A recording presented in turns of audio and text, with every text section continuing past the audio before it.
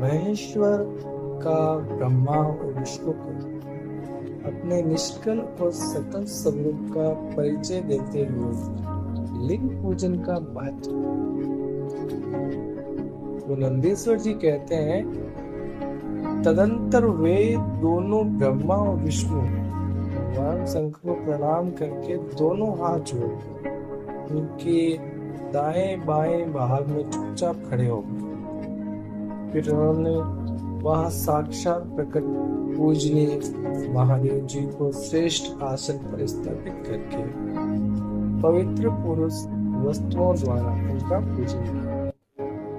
दीर्घ काल तक अव्यक्ति भाव से सुस्थिर रहने वाली वस्तुओं को पुरुष वस्तु कहते हैं और अल्प काल तक टिकने वाली क्षणभंगुर वस्तुएं प्राकृत वस्तुएं कहलाती हैं। इस तरह वस्तु के ये दो भेद जानने चाहिए। किन पुरुष वस्तुओं से उन्होंने भगवान शिव पूजन किया, यह बताया जाता है।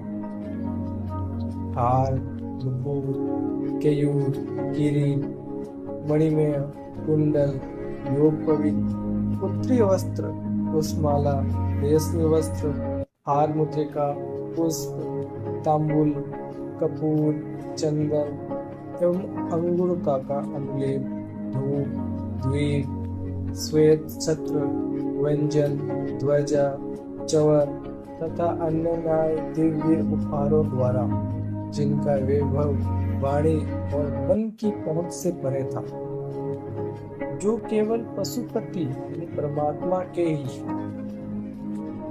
योग्य थे और जिन्हें पशु बुद्ध जीव कदापि नहीं पा सकते थे, उन दोनों ने अपने स्वामी महेश्वर का पूजन किया। सबसे पहले वहां ब्रह्मा और विष्णु ने भगवान शंकर की पूजा की। इससे प्रसन्न हो भक्ति पूर्वक भगवान शिव ने वहां नम्र भाव से खड़े हुए उन दोनों देवताओं से मुस्कुरा कर कहा, हे महेश्वर, आज का दिन एक महान दिन है। इसमें आपके द्वारा जो मेरी पूजा हुई इससे मैं तुम लोगों पर पूर्ण प्रसन्न। इसी कारण ये दिन पवित्र और महान। आज की यह तिथि शिवरात्रि के नाम से विख्यात होकर मेरे लिए परम प्रिय हो। इस समय में जो मेरे लिंग निष्कल अंग आकृति से रहित निराकार स्वरूप के प्रतीक वेद सकल साकार रूप के प्रतीक विग्रह की पूजा करेगा, वह पुरुष जगत की सृष्टि और पालन आदि कार्य भी कर सकता है। जो शिवरात्रि को दिन रात निहार एवं जितेंद्रिय रहकर अपनी शक्ति के अनुसार निश्चल भाव से मेरी यथोचित पूजा करे, उनको मिलने वाले फल का वर्णन।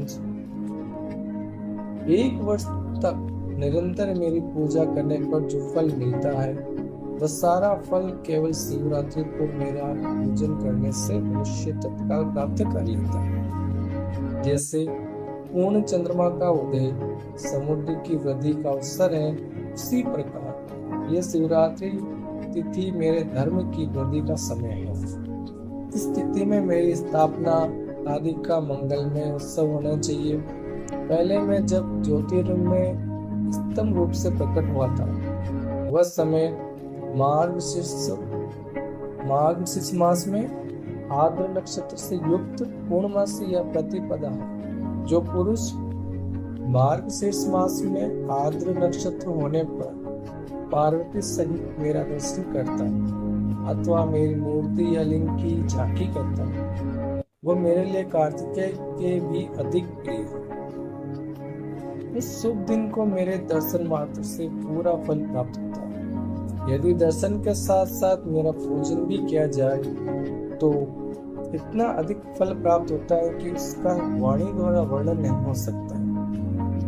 वहां पर मैं लिंग रूप से प्रकट होकर बहुत बड़ा हो गया था, अंततः उस लिंग के कारण यह भूतल लिंग स्थान के नाम से प्रसिद्ध हुआ।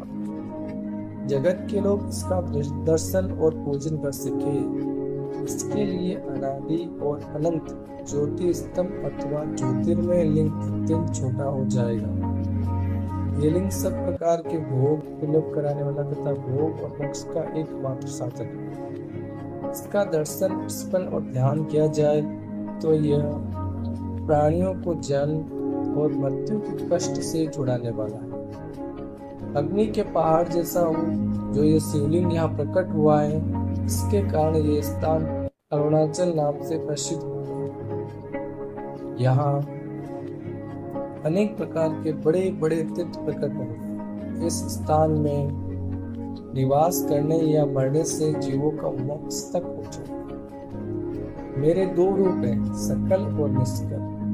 दूसरे किसी के ऐसे रूप नहीं है। पहले मैं स्तंभ रूप से प्रकट हुआ, फिर अपने साक्षात रूप से ब्रह्म भाव मेरा निष्कल रूप और महेश्वर भाव मेरा सकल रूप, ये दोनों ही मेरे सिद्ध रूप। मैं ही पर ब्रह्मा परमात्मा हूँ। कलयुग और अक्कल मेरे ही स्वरूप है। ब्रह्म रूप होने के कारण मैं ईश्वर भी हूँ। जीवों पर अनुग्रह आदि करना मेरा कार्य है। ब्रह्म और केशव, मैं सबसे बृहद और जगती की वृद्धि करने वाला होने के कारण ब्रह्म कहलाता हूँ। सर्वत्र समरूप से स्थित और व्यापक होने से मैं ही सबका आत्मा हूँ। स्वर्ग से लेकर अनुग्रह तक आत्मा या ईश्वर से भिन्न जो जगत संबंधी 5 तृतीय हैं, वे सदा मेरे ही हैं। मेरे अतिरिक्त दूसरे की किसी के नहीं, क्योंकि मैं ही सबका ईश्वर हूँ। पहले मेरी ब्रह्म रूप पताका का बोध कराने के लिए निष्कल लिंग प्रकट हुआ था। फिर अज्ञात ईश्वर का साक्षात्कार कराने के निमित्त मैं साक्षात जगदीश्वर ही सकल रूप में तत्काल प्रकट हो गए। अंततः मुझ में जो ईश्वर है उससे ही मेरा सकल रूप जानना चाहिए, तथा जो ये मेरा निष्कल स्तंभ है वह मेरे ब्रह्म रूप का बोध कराने वाला है। यह मेरा ही लिंग चेन है। तुम दोनों प्रतिदिन यहाँ रहकर इसका पूजन करो। ये मेरा ही स्वरूप है और मेरे समीप्य की प्राप्ति कराने वाला है। लिंग और लिंगी में नित्य अभेद होने के कारण मेरे इस लिंग का महान पुरुषों को भी पूजन करना चाहिए। मेरे एक लिंग की स्थापना करने वाला यह फल बताया गया है कि उपासक को मेरी समानता की प्राप्ति हो जाती है। यदि एक के बाद दूसरे लिंग की भी स्थापना कर दी गई, तब तो उपासक को फल रूप से मेरे साथ एकत्व सायुज्य मोक्ष रूप फल प्राप्त होता है। प्रधानतः शिवलिंग की ही स्थापना करनी चाहिए। मूर्ति की स्थापना उसकी अपेक्षा गौण कर्म है। शिवलिंग के अभाव में सब ओर से सवेर मूर्ति युक्त होने पर भी वह स्थान क्षेत्र नहीं कहलाता। अगला अध्याय।